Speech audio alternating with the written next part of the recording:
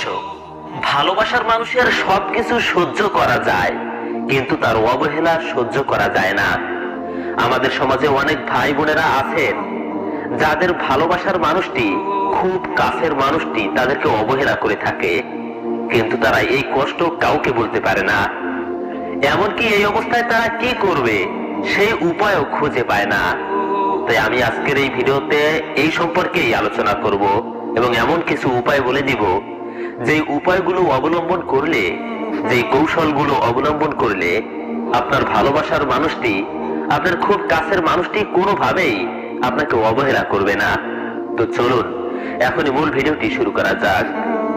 প্রিয় দর্শক, ভালোবাসার মানুষ অবহেলা করলে কি করা উচিত জেনে নিন তার দারুণ উপায় সমূহ। আপনি যাকে ভালোবাসেন কখনোই তার অবহেলার পাত্র হতে আপনার ভালো লাগবে না। শত ব্যস্ত